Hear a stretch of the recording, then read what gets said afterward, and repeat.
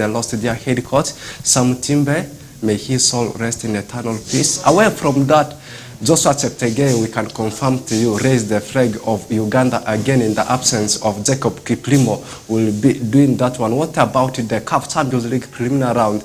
The team of Sports Club Vipers, we are away to Botswana to see if they can be able to overcome Jane Galaxy of Botswana. Unfortunately, our own Ugandan side, we are defeated by 2-0. What about the Women's World Cup? It came to climax yesterday, and bad omen for the Three Lionesses, as England we are edged by Spain by 1-0. What about the top European leagues?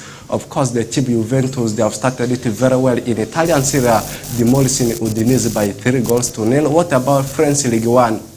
Paris Saint-Germain, second consecutive game they have played in French League One, ending in a 1-1 tie, a game up against Toulouse. This game was played on Saturday. What about German Bundesliga? The biggest sides in German Bundesliga, they have started to do very well. Borussia Dortmund got it later against Cologne, and on Saturday, the first game of the new season in German Bundesliga, we saw Bayern Munich running riot over Werder Bremen, demolishing them by 4-0. What about Spanish Primera Division? Jude Bellingham actually picking it from where he left it for the team Borussia Dortmund last season. 2 games being played and 2 games being played, 3 goals for him and 2 assists. That's Jude Bellingham for you. Not forgetting about English Premier League. We had so many actions, and it will also again return tonight.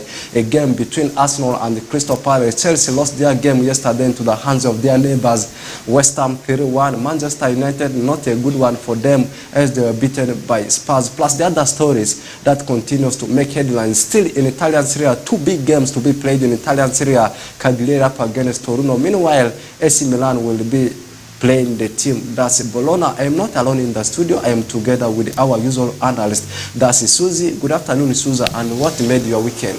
Good afternoon, Benson. I was following the Premier League games, I should say. And a good afternoon, viewer. You're most welcome to the program Whistle Time Show, a Monday edition. It's a fresh week, of course, and here we are. Giving you whatever it is that transpired over the weekend. There was a lot that actually transpired over the weekend. A lot of games, local games, a lot of other sporting activities, including rugby and all that. And our rugby guys touched Arua very safely, I should say, from Gulu. This time around, at least they were not beaten badly like the other time they traveled to Gulu. This time, at least, they were able to pick up a few wins, which I will be able to give in some of the updates in the due course of the program. And I should say, like you had said, the sad word for there is URA. And you remember, when we saw that, I almost wished that maybe the game should be moved, and exactly FUFA moved their game, which was supposed to be with KCCA. The game was postponed, and to allow the football fraternity to mourn. There is the late Sam Timbe. There he has tremendous achievements too. There is the development of Ugandan football. We all know that very well. And then Manchester United suffered. I don't know what happened. And Chelsea also suffered yesterday. Man U fans were very excited because Chelsea was beaten. The other day, Chelsea guys laughed at Manchester United, and yesterday it was Man U's turn. Manchester United fans turned to laugh at Chelsea. And I think today, Arsenal will be playing against the world. Trust me, everyone will come in, by the way, to watch that very Arsenal game. The Manchester United fans, the Chelsea fans, and every other team that lost over the weekend will be praying that Arsenal also loses out tonight. But we'll also watch that and bring to you the actions and the results tomorrow. Yeah, starting it with the ongoing Federation of East African Secondary School Sports Association. This game is taking place in Huye, one of the biggest cities in the country of Rwanda. We are having so many schools coming from the different parts of the region. There are some schools from Uganda, schools from Tanzania, schools from Kenya, Burundi, and Rwanda. Not forgetting about Zanzibar. Why are we discussing about the tournament? Because we are having some of our biggest schools within the country that are currently taking part in the tournament. The tournament started on Friday, and and it's going to be something of around 9 days tournament, which means it will come to conclusion this coming Sunday. So it's a big one. Why are we talking about the tournament at the moment? Because our Ugandan sides, they are really performing very well, more especially in the sector of football. The likes of Amusi College, they have started it on a high gear. You talk about St. Mary's boarding, St. Mary's there and the boarding school. Their nickname is called Max. They have started it on a high note. They are the defending champions. Not forgetting about St. Henry Chitov College. They also performed very well. Not only football that is taking place in the tournament, we also have got the other sporting activities. You talk about volleyball, swimming, you talk about netball, so many sporting activities, including athletics. But our Ugandan sides, more especially in football, they have started it on a high gear. What can you say about the tournament? I think I have been seeing this quite in numerous social media platforms. It's a very good one for there is the Ugandan sides that have actually gone down there to Rwanda to represent us. And I should say, Ugandan teams, by the way, doing so well. I was following closely some of the results that were coming through. I should say Ugandan teams are doing so well, and they're representing very well, just like how they represented us in Morocco at the other time. So I think it's quite a good one, and they have, by the way, amassed a lot of support from there is some of the political leaders. Yes. I was seeing when some of these schools or teams were leaving the country, they were being flagged off by a few of our political leaders in the country, meaning that they already had the full support to go into Rwanda to represent. And we're following closely. We'll do a full compilation of all the results and how the Ugandan schools are down there are representing. And at the end of the day, at the end of the games, we'll do a full compilation of how our side, Ugandan sides, actually participated then and all that, and we'll be able to give you that in the consequent shows. Yeah, this is the 20th edition of the Federation of East African Secondary School Sports Association. As we have already said, the tournament has started very well and it's going on well, and we are following how, of course, our own schools are performing. As I had already said, the record champions, of course, goes into the hands of St. Mary's to attend the boarding and day and boarding school. Away from that story, we gave something little as we are giving the highlights of the topics of discussion, and it's all about the Sam Timbe story, who lost his life on Saturday. And as I said, may his soul rest in eternal peace. Speaking something little about this person, this guy has done a lot in football. He has had times in Tanzanian football, working with the Sofapaka, working with the other teams, and he actually played for Kofi, and as he died, he had been a coach for the team sports club. You are a football club who call themselves tax collectors. And now this thing to me has come at a wrong time. And as you said, there was supposed to be a game played yesterday, semi-final of the ongoing FIFA Super 8 tournament. That game was postponed just because of the incident. And at the same time, this is a coach that has done a lot ahead of the new season to see that he restructures the team. And if you take a look at the number of players this coach had brought into the club, something of around 12 players, which means that we are preparing massively ahead of the new season. That's why I'm saying this thing has come at a wrong time for the coach himself and also for the team of URA. What do you remember about this guy, and how will this one affect the team of URA in the ongoing FIFA 8 tournament, and also at the same time the new season of the Star Times Uganda Premier League? I think this news, like you just said, came in at a very wrong time. URA official pages announced the departure of Sam Timbe on Saturday. We all were actually shocked by that very information that came through from there is a URA. Remember, that information came on Saturday, and on Sunday, URA was supposed to have a game up against KCCA, which we've had vividly discussed here on Saturday in our consequent analysis down there. And I should say, this is a very bad one. It's a very bad one, and bringing in URA into the Super 8 was quite massive. And I think his recent achievements or his recent contributions towards URA were very evident, like you just said, adding up eight players into the reserve squad, and then also beating in the opponents and trying to see that they actually go through to the finals over there is the Super 8. I think it was quite good, and this is going to hit URA, by the way, very hard, because he already had his perspectives and objectives of how he was going to run the reserve season. There is sometimes you win a Premier League. This very season that is coming, 2023-2024, and now here it happens and announced. First of all, there's going to be a vacuum that is going to leave. There is a URA, and then again the bosses are going to be scratching their heads with who do we bring in to replace this? Who do we bring in to replace it? The later Sam Timber and all that. With the players that actually he brought in, they're going to miss him, by the way. First of all, for a player to be brought in by a coach, meaning they have a common connection somewhere, and this actually eases the work, be it in training, be it in a tough competition and all that. So trust me, it's going to be a very hard one for URA, but we pray that actually they pick in the broken pieces that Sam Timber left in and be able to move forward. Yeah, away from that story, we also had a game yesterday. It was actually in the preliminary rounds of the CAF Champions League, a continental football. It was Sports Club Vipers up against Janneng Galaxy of Botswana. As you said on Saturday, we discussed vividly about some of the biggest games we are having to be played over the weekend. Bad omen for the Venoms, I can say, for the Ugandans at large, because we expected Sports Club Vipers to have put something against Janneng Galaxy of Botswana, but all in all, we're losing by a huge number of goals.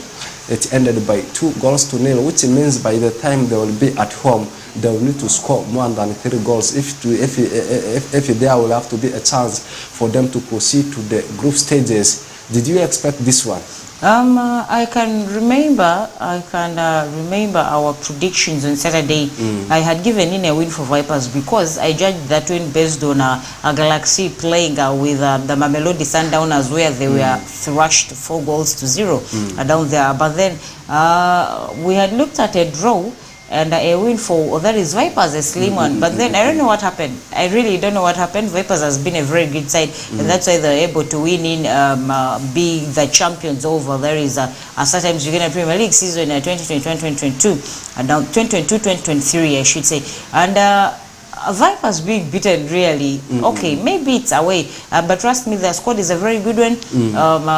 And they're under a good gaffer. They have a very good coach that they actually picked from Bull Football Club. I remember midway, although was last season, within the Startimes Junior Premier League. But then Vipers being beaten, I really don't see them coming back. There is the return leg.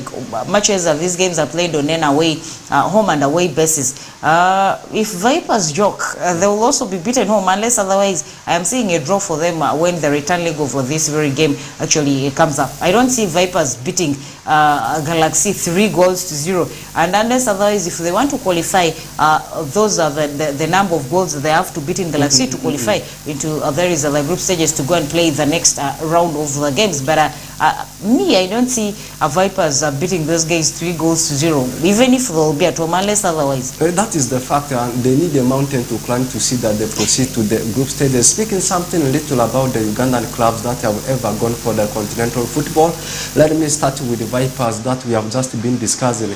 I know most of the fans of Vipers, not forgetting about their president, Ugandans at large, they're expecting a lot, not only Vipers, a lot from these two clubs. I am talking about KC and Vipers, because these are the clubs of late. They have been performing very well in the domestic league. They have been dominating the StarTimes Uganda Premier League title. And trust me, even if Vipers goes on to win the StarTimes Uganda Premier League title consecutively for 4 times, it will not be a history for the club, and it won't surprise the Ugandans. The fans alone, they're expecting a lot from these clubs to see if they can be able to put something on the table as far as the continental football is concerned. People are expecting them to compete with the likes of Mamelodi Sundowns, Can they be able to pick a draw up against the biggest club we have in African soil, that's Al Ahly? Can they be able to go to Esperance, maybe sock them by 1-0? In the case Raja Casablanca, as Wada Casablanca comes on them, can they be able to sock their fans? Maybe they beat them by 2-0. Their neighbor Simba here, can they be able to put something? Can they be able to see that they proceed up to the quarterfinals, maybe to the semi-finals, maybe surprise the whole world by beating Al Ahly in the finals? That's what the Ugandans are expecting from these clubs. Not now winning Stanbic Uganda Cup, not now winning Star Times Uganda Premier League title. And how are they going to achieve this one? This one can't come easy. They need a lot of restructuring. They need a lot of technical application to see that if they can be able to raise their names as far as continental football is concerned. The next is, of course, a tie for KCA. They have also been done in the preliminary round of the CAF Confederations Cup. That one was the first tie of continental football we have in Africa. CAF Champions League, their Europe is called CAF Confederations Cup. Can KCA be able to console the heart of the Ugandans to see that they at least put something on the table is actually what we are waiting to see. Away from that, yesterday was a good one for Ugandans, as in the absence of Jacob Kiplimo, who got an injury early this month. It was Joshua Cheptegei who went to represent him in the World Athletic Championship that was hosted by Hungary, and the city where, of course, the event took place was in Budapest, and he won a gold in the long race of 10,000. A good one. Did you expect this one? At least Joshua Cheptegei, in the absence of Kiplimo, he has won something. Kiplimo picked injuries as he was training for this very, competition in Budapest. And being represented by Cheptegei, who actually comes in to winning that goal. The news broke in yesterday, late in the night, I should say, where I think Ugandans should have been excited. And Kiplimo himself should also be excited. I'm waiting actually for a message from him congratulating Cheptegei for representing very well. I should say it was quite a good one. I didn't expect that, by the way, from Cheptegei, because it has been two years since he won that gold down there, but 2 years down the road. And okay, he has been doing a lot of massive trainings, and him going in to represent Kiplimo, by the way, came in abruptly. He didn't expect. For him, he was doing his own trainings for other competitions. But then when medicals came in and ruled Kiplimo out because of the knee injury he actually sustained as he was doing trainings in the sub-regions of Uganda, in those mountainous areas, as he was doing trainings to actually take part in this very competition. He sustained the injuries, and they ruled him out for quite about 2 months, something of that sort. So Cheptegei had to step in. He was actually the best option in for Kiplimo, and I think it's quite a very good one. When it comes to athletics, when it comes to netball, and when it comes to ladies football, trust me, Ugandans don't disappoint. But then if you leave yourself into the men, my friend, you're going to carry in ulcers and carry them very well. But then I should say it was a very good one. Cheptegei did us so proud, and we are also proud of him, quite very proud of him, because he really represented. The time frame for training was very little because it came in abruptly, but he went in and represented well. So I should say congratulations from team West Nile TV Wiso Time Desk. We are congratulating Cheptegei for representing in and stepping in for Kiplimo very well. A good one, raising the flag of Uganda once again. Like you have already said, in the fraternity of athletics, Ugandans cannot disappoint. It's not the first of its kind we are seeing our athletes coming back with the medals. They have ever won gold medals, bronze medals. For Joshua Cheptegei, it's not the first of its kind, like you have already said. Way back in 2019, he won it with the Qatar.